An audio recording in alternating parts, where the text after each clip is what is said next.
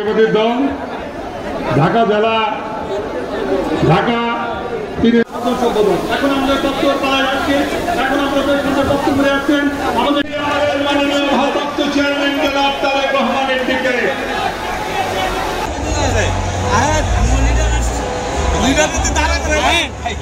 স্বেচ্ছাসেবক দলের সুবাদার 1 নম্বর ইউনিট। আসসালামু আলাইকুম প্রিয় সহযোদ্ধা ভাইরা, প্রিয় নেতৃবৃন্দ, ভোট পেয়ে জাতীয় সংসদের মাধ্যমে গিয়ে আমাদের কেরানীগঞ্জের মাঠে মানুষের যাতে আমাদের প্রেরণা বয়স্ক চলায় বিপুল ভোটে ভোট হবে।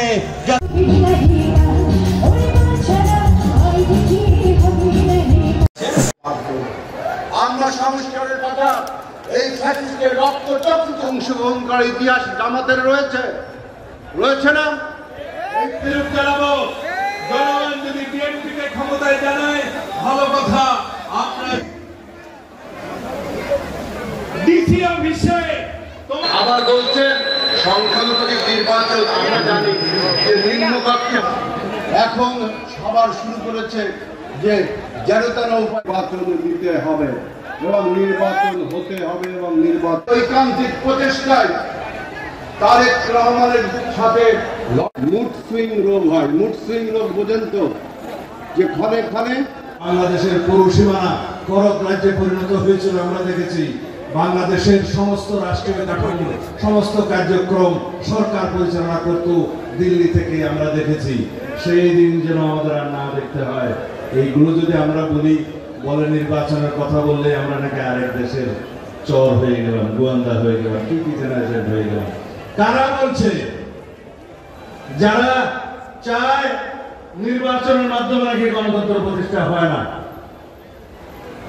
একজন চুলওয়ালা দাড়িওয়ালা বুদ্ধিজীবী বলছে গণতন্ত্রের মাধ্যমে নাকি বাংলাদেশে লুটপাটের রাজত্ব সৃষ্টি হয়।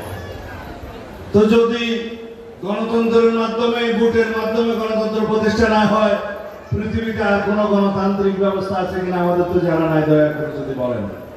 তাদের একটাই মাত্র উদ্দেশ্য, বিনা ভোটে তারা যেন বর্তমান সংস্কারবাদী সরকারের আইন দীর্ঘায়িত করে।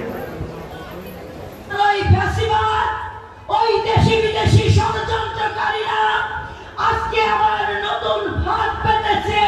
সেই ফাঁদ হচ্ছে পিআর সিস্টেমে নির্বাচন, যে নির্বাচনে বিদেশি পরশক্তি, প্রভাবশালী বৈদেশিক শক্তিরা আমাদের ছোট খাটো আতিপাতি রাজনৈতিক দল তাদের উপর ভর করে সংসদে ঢুকেছে, বাংলাদেশের নিরাপত্তাহীনতায় ভোগাতে চায়। এই সংস্কার শব্দের উপরে অনেক ব্যাখ্যা দিয়েছেন, প্রতিদিন ব্যাখ্যার সাথে জানিয়েছি। সংস্কার বিএনপি মানে, বিএনপি কোন কুসংস্কার মানে না। সুতরাং সংস্কারের নামে কোন কুসংস্কারের মধ্য দিয়ে জনগণের অধিকার যদি বিলম্বিত হয়, জনগণ যদি প্রতারিত হয়, সেক্ষেত্রে বিএনপির কোন নেতা কর্মী ধরে বসে থাকবে না, পারে।